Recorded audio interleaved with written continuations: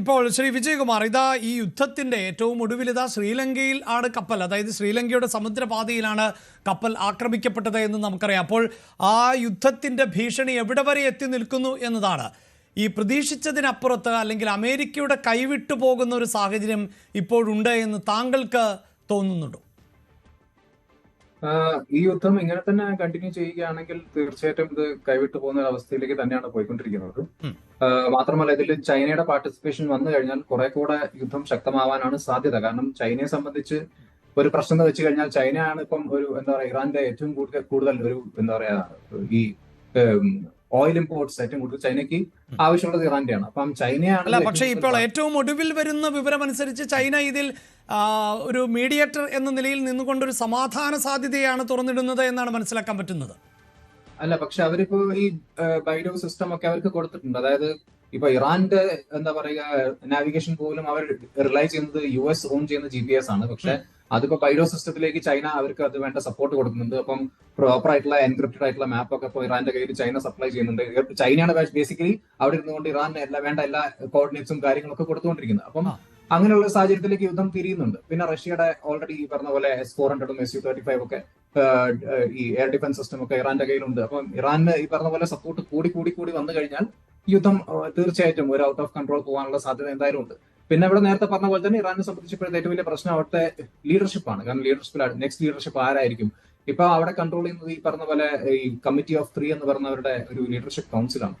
അപ്പൊ ആ കൗൺസിലില് ഈ പ്രസിഡന്റ്, പിന്നെ ചീഫ് ജസ്റ്റിസ്, പിന്നെ അവരുടെ ഈ ഗാർഡിയൻ കൗൺസിലിനെ റെപ്രസെന്റ് ചെയ്യുന്ന ഒരു അംഗം, ആ ഒരു അവസ്ഥയിലാണ് ഇപ്പം ഇറാൻ പോയിക്കൊണ്ടിരിക്കുന്നത്. അവരുടെ മെയിൻ ദൗത്യം എന്ന് പറയുന്നത് ഈ അസംബ്ലി ഓഫ് എക്സ്പേർട്സ്, അവരുടെ ഒരു 88 ക്ലറിക്സ് ഉള്ള ഒരു അസംബ്ലി, അവര് അടുത്ത സുപ്രീം ലീഡറിനെ തെരഞ്ഞെടുക്കുക എന്നുള്ളതാണ്. പക്ഷെ ഈ 88 ആളുകൾക്ക് ഒന്നിക്കാനുള്ള ടെഹ്റാനിലേക്ക് വരാനുള്ള സാധ്യത വളരെ ബ്ലീക്കാണ്. കാരണം അവിടെയാണ് ഈ പറയുന്ന 88 ആളുകളെയും ഇസ്രായേൽ ടാർഗറ്റ് ചെയ്യുന്നുണ്ട്. ഇസ്രായേലിന്റെ മൊസാദ് എലിമിനേറ്റ് ചെയ്യാൻ വേണ്ടി നോക്കുന്നുണ്ട്. അതാണ് അവിടുത്തെ വേറൊരു പ്രശ്നം. അപ്പൊ ഇപ്പം പൊന്തി വരുന്ന പേരുകൾ, ഈ ഒരു അവസ്ഥയിൽ മുന്നോട്ട് വരുന്ന പേരുകളൊന്നും ഈ മൊജ്തബ ഖമേനി, ഇവരുടെ കഴിഞ്ഞ സുപ്രീം ലീഡറിന്റെ മകൻ, പിന്നെ ഒന്ന് ഹസൻ ഖൊമേനി, അത് മുമ്പത്തെ റുഹാനി മറ്റേ എന്താ പറയുക ഖൊമേനിയുടെ മകൻ, ഫസ്റ്റ് സുപ്രീം ലീഡർ റുഹുള്ള ഖൊമേനിയുടെ മകന്റെ മകൻ. അപ്പൊ അങ്ങനെയുള്ള 2 പേരുകളാണ് നമ്മൾ കേൾക്കുന്നത്. ഇതിൽ മൊജ്തബ ഖമേനിയാണ് ഈ പറഞ്ഞ IRGCയുടെ കുറച്ചുകൂടെ ഒരു പ്രിഫേർഡ് ആയിട്ടുള്ള ഒരു ചോയ്സ്. കാരണം ഇയാൾക്ക് ഈ പറഞ്ഞ പോലെ സുപ്രീം ലീഡറിന്റെ ഓഫീസുമായിട്ട് വളരെ അടുത്ത് ബന്ധമുള്ള ആളായിരുന്നു. മാത്രമല്ല ഇന്റലിജൻസ്, അതുപോലത്തെ ഇറാന്റെ സെക്യൂരിറ്റി അപ്പാരറ്റസ് ഒക്കെ കൺട്രോൾ ചെയ്യുന്ന ഒരു ദൗത്യം അദ്ദേഹം നിർവഹിച്ചിട്ടുണ്ട്. അപ്പം IRGCയുമായിട്ട് കൂടുതൽ അടുപ്പത്തിൽ നിൽക്കുന്ന വ്യക്തിയാണ് മൊജ്തബ ഖമേനി. ഖമേനി അവർ കാണുന്നത് ഒരു എന്താ പറയാ ഒരു കുറച്ചുകൂടെ ഒരു വെസ്റ്റ് അലൈഡ് ആവാൻ സാധ്യതയുള്ള ഒരു വെസ്റ്റ് ടോക്സിഫൈഡ് ആയിട്ടുള്ള ഒരു വ്യക്തി എന്ന രീതിയിലൊക്കെ കാണുന്നുണ്ട്. കാരണം അയാൾക്ക് മുമ്പത്തെ പ്രസിഡൻസി മുഹമ്മദ് ഖത്താമി അല്ലെങ്കിൽ ഹസൻ റുഹാനി പോലുള്ള ആളുകളുമായിട്ടുള്ള ഒരു അടുപ്പം വെച്ചുകൊണ്ട് അത്ര ഒരു പ്രിഫേർഡ് ചോയ്സ് അല്ല. പിന്നെ ഉള്ളത് അലി അസ്ഗർ ഹിജാസി എന്ന് പറയുന്ന ഖമേനിയുടെ ഒരു റൈറ്റ് ഹാൻഡ് മാൻ ആണ്.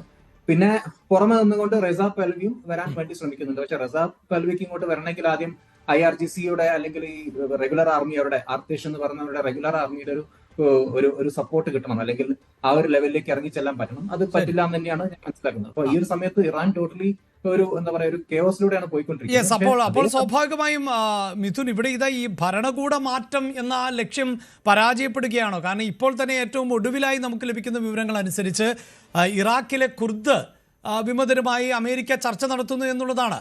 അതായത് സ്വന്തം സൈന്യത്തെ അവിടത്തേക്ക് അയക്കുക, അല്ലെങ്കിൽ അങ്ങനെ ഒരു ഭരണമാറ്റത്തിന് വേണ്ടി ആ മണ്ണിലേക്ക് സൈന്യത്തെ അയക്കാൻ അമേരിക്ക മടിക്കുന്നു. അത് വലിയ വില നൽകേണ്ട ഒരു സാഹചര്യം സൃഷ്ടിക്കുമെന്ന് അമേരിക്ക തിരിച്ചറിയുന്നു. അവിടെയാണ് ഈ കുർദ് നേതാക്കളുമായുള്ള മസൂദ് ബർസാനിയുമായും ബാഫൽ തലബാനിയുമായും സംസാരിച്ചു എന്ന വിവരങ്ങൾ പുറത്തു വരുന്നത്.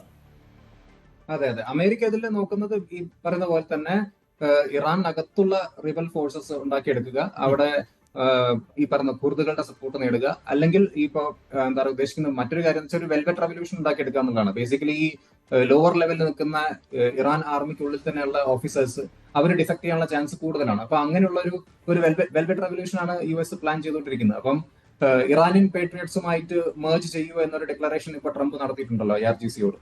അപ്പൊ അവരൊരു സൈക്കോളജിക്കൽ വാർഫെയർ കൂടിയാണ് നോക്കുന്നത്. കാരണം US സംബന്ധിച്ച് ഇപ്പൊ വലിയ നഷ്ടങ്ങളാണ് ഈ യുദ്ധത്തിലൂടെ അവർക്കും ഉണ്ടാവുന്നത്. കാരണം ഓൾമോസ്റ്റ് ഒരു 800 മില്യൺ അവരിപ്പോ ആദ്യ യുദ്ധം തുടങ്ങിയ സമയം മുതൽക്ക് സ്പെൻഡ് ചെയ്ത് കഴിഞ്ഞിട്ടുണ്ട്.